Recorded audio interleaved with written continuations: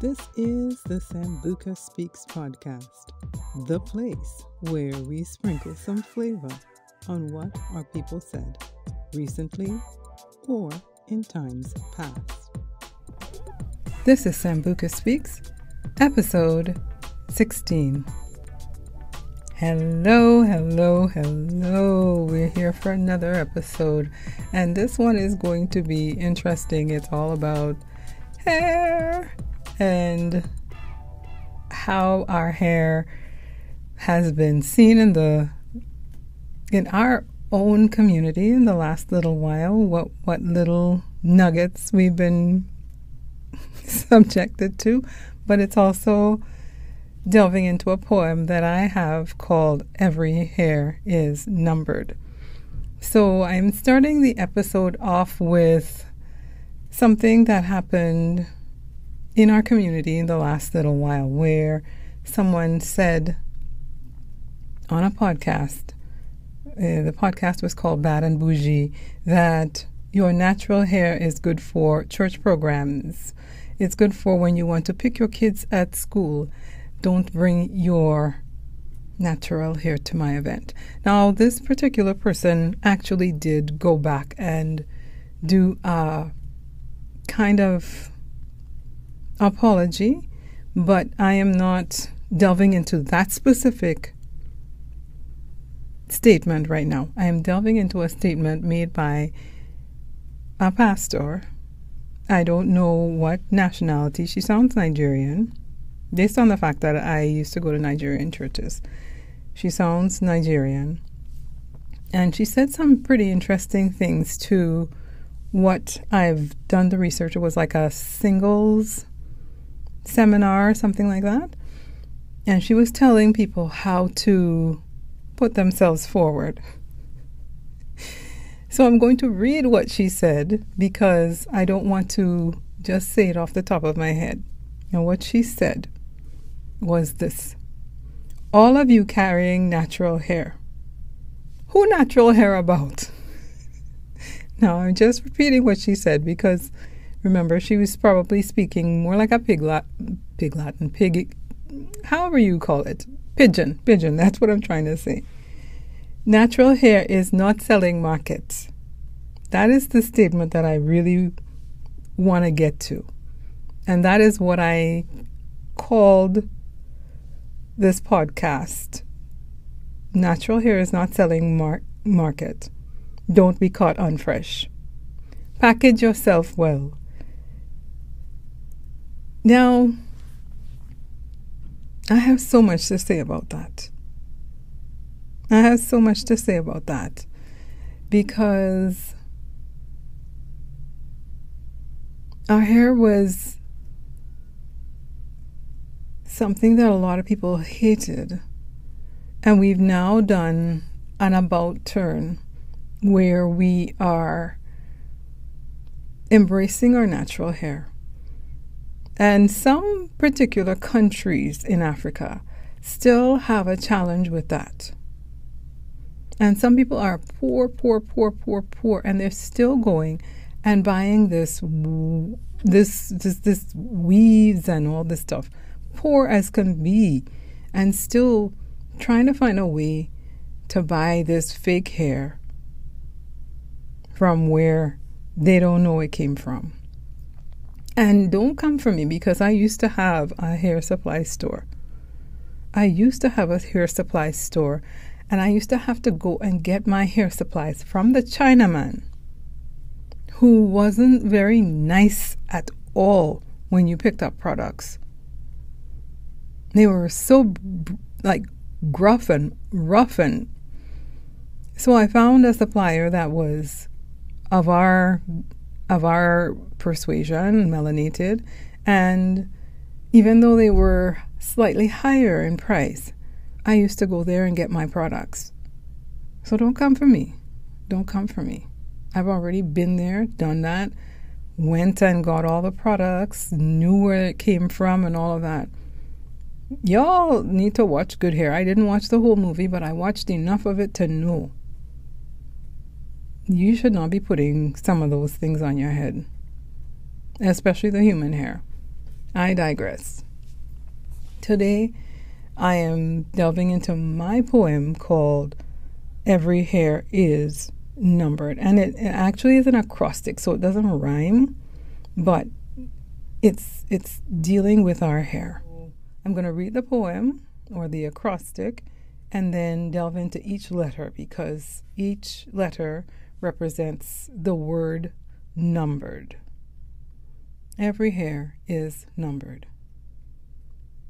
Nappy though it may be, it is unbelievably strong, yet delicate. Majestic is our crowning glory in beautiful Bantu knots, braids, or elegant styles of all kinds. Powerful Rasta man vibration. Each head is unique and divinely designed. So let's delve into that poem, or that acrostic, whatever you want to call it. Every hair is numbered. Nappy though it may be, it is.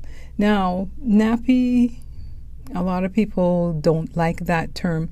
It came from the word nap.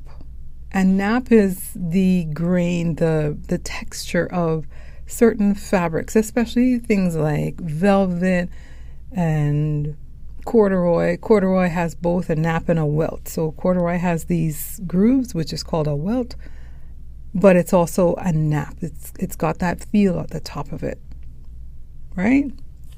So that is where nap came from. So if you look at our hair and compare it to palm-colored people, our hair has a nap.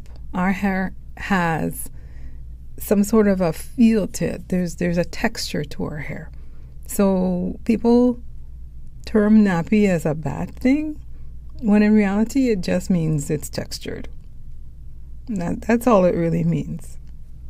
It is unbelievably strong yet delicate. You, unbelievably strong yet delicate. We don't realize that we have the hair. We have the hair. Years ago, I went to a restaurant with my kids and their boyfriends, partners, brothers. It was about 8 of us at this table. And I didn't realize why there were 2 blonde palm-colored people staring at us, and I couldn't figure out why they kept looking at us, what is the big deal, and all that stuff. Turns out that they were hairdressers. And I didn't even realize that we all had a different natural style. Some had a flat top, some had twists, some had dread-like looking things. I didn't have locks at the time. I don't remember how my hair looked. One had an afro puff. Everybody had a different style. And one of the hairdressers, 2 of them were there, but one was doing the talking, came on. She said, "We were just admiring you. Your hair is amazing." She said, "I'm a hairdresser, and you can see my hair is blonde. It's the finest hair that there is. We have the finest hair." She said, "Don't put chemical in your hair." This is a palm-colored hairdresser. And the other one was agreeing. They're like, "You have the strongest hair." They said, "I've worked on your hair. I've worked on your hair types. Don't put chemical in your hair. You have the strongest hair on the planet. Do not put chemical in your hair. You have beautiful hair. You have the best hair. Don't put chemical in your hair." And that was a hairdresser telling us that. And I haven't put chemical in my hair for years now, but I have a daughter who has never put chemical in her hair because she saw what happened to her sisters and her mother after chemical was put in their hair. So she never put chemical in her hair. And when you put chemical in the hair, there's so many people now trying to sue the companies that bring out these chemicals. And it's like, I know, because my mother was a hairdresser. I had to have my hair experimented on with lye and all that stuff. And if you ask any person who deals in chemicals, if they would put lye on their skin, they would look at you and think you were mad. A hairdresser needs to put on gloves to put on those products. And then they're putting it on your scalp without the gloves. Like, there's no glove on your hair. There's no glove on your head. There may be some Vaseline or whatever. Think about it. Think about it. I digress. I'm going to go on to the next letter. The next letter is M. Majestic is our crowning glory. Our hair is a crown. Go back to that woman who said what she said about our hair being strong. Our hair is our crown. And back in ancient times, they knew that our hair was powerful. They knew. That is one of the reasons why we were told to wrap up our head or tie it back or whatever. Our hair is powerful, very powerful. That's why people want to touch our hair when we go places. They know the strength in our hair. Don't let people touch your hair, by the way. Do not let people touch your hair. Just saying. B. Bantu knots. Beautiful Bantu knots braids. Bantu knots are an interesting thing. They're both spiritual and they can denote matrimony. There are all kinds of things that are represented in Bantu knots based on tribes and, tribes. There's no other way to talk about it. So different tribes have different reasons for doing Bantu knots a specific way. I'd love to really study that a little bit more. And it is something that our people do. You hear people saying, oh, they have China bumps. China bumps? No. They are Bantu knots. No, don't try and put them on anything else. Don't try and call them anything else. They're ours. They are ours. And braids. Braids. There are so many different kinds. There are box braids, cornrows, herringbone. They're all different kinds of braids. And my hair thrives on either locks like this or being in braids. When I put braids in my hair, it's like 2 days later, it looks like I need to get my hair redone. Like, my hair loves braids. It loves this sort of thing. It just grows. My hair's never been this long. It grows like crazy when it's in a natural state. Now, when I first got my hair journey restarted after I left my abusive relationship, my hair was falling out because of the stress. And these are things that you need to keep in mind. Stress does affect your hair. So my hair was falling out because of the stress, and I decided eventually that I would do a chop. And when it was a certain length, I chopped it. But it was still short. And I said, okay, I need to get cornrows. And I went in Toronto, up and down Eglinton Avenue. And anyone who's a Torontonian knows what I'm talking about when I say I went up and down Eglinton Avenue. And I kept looking for a hairdresser that could braid my hair. And everyone kept saying, nah, I can't do that. You need an African. Because it has a lot of Jamaicans on Eglinton Avenue. I kept looking for an African. And I found one. And I said, can you cornrow this? And she said, yep. Come tomorrow. And my hair was cornrowed short, short, short, short, short. And they found a way to cornrow that hair. And since then, this has been my journey. Now, when you're doing locks, you need to realize that sometimes you have an ebb and a flow. While I was growing my locks, I was doing a lot of detoxing of things in my past. So I know these locks, I need to start again. So that is why I've been on this journey of having some roots without having retouched, because I know that I'm going to start again. I don't know what I'm doing at that point, but I know I'm going to start again. So, our crowning glory. Elegant styles of all kinds.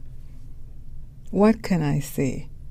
I am amazed by some of the styles that I see some people doing with just natural hair, not with braids or whatever, with just natural hair.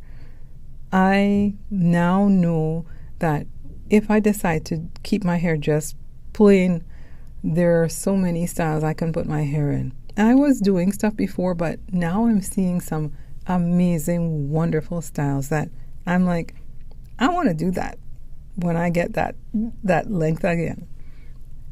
Our people are creative. They are so creative. There's the person that I found the videos from is called Classically Kept, and her hairstyles are just so beautiful. So when that person said that don't bring your natural hair to my event, I looked at her, this Classically Kept person, and I was like, look at her hair though. That is absolutely gorgeous hair. The way she styled it was just so delightfully beautiful. So I would rather that than some ratty wig that some people keep wearing. And I used to wear wigs. Like I said, I had a hair supply store, so I was there. Let's go on. Powerful Rasta man vibration. Can I say Rasta man vibration, Rasta woman vibration? I remember years ago, I was thinking about getting my locks. Well, no, I'm not thinking, I had already gotten my locks, but I was looking for pictures of how I wanted my locks to be. And I took a picture of a woman with curls in her locks.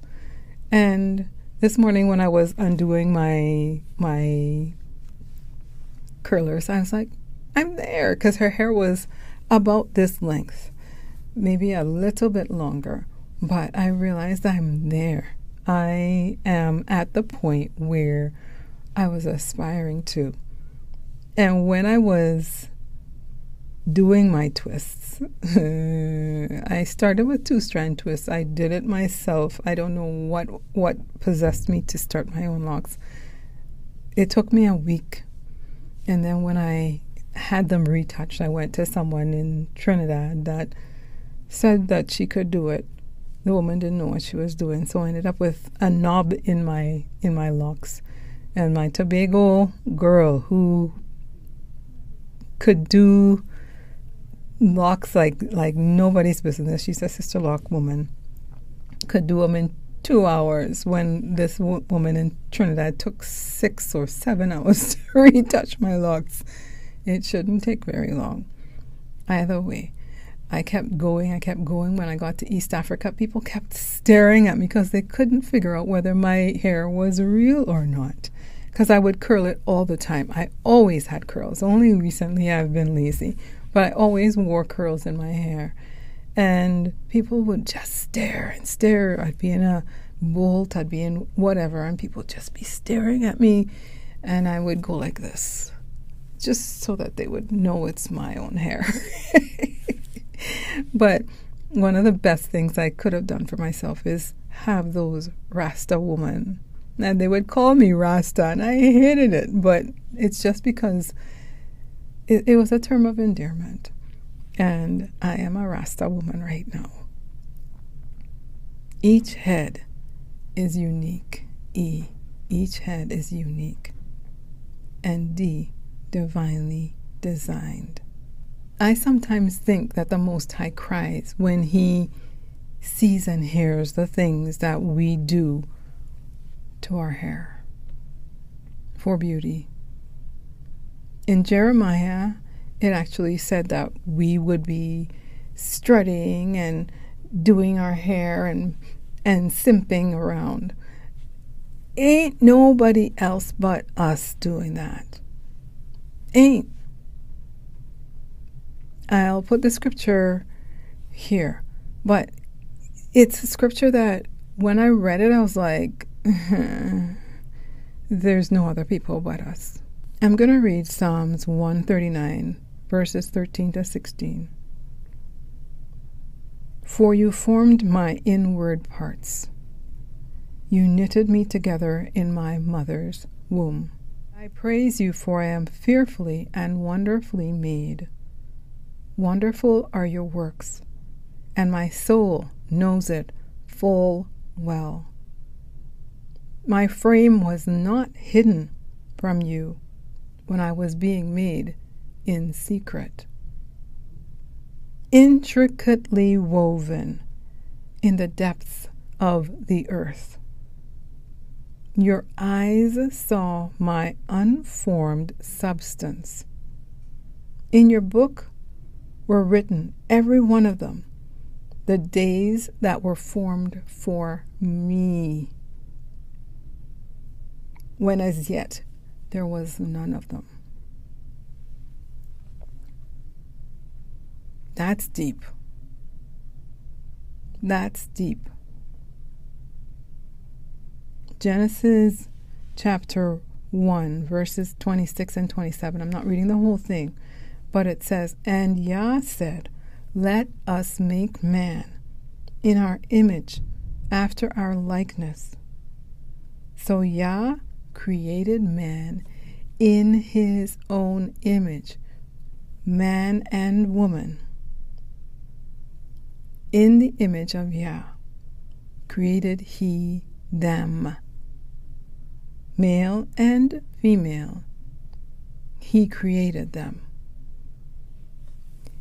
If he created this, if he knew me before I was even born, when my mother was walking up and down Arima and people kept saying, You ain't had that baby yet, you ain't had that baby yet, you ain't had that baby yet, he knew what day I was going to be born. And he knew when you were going to be born. And he created this hair to come out of this head for a purpose. Every hair is numbered. We are special. We are created in his image. We are created in his image.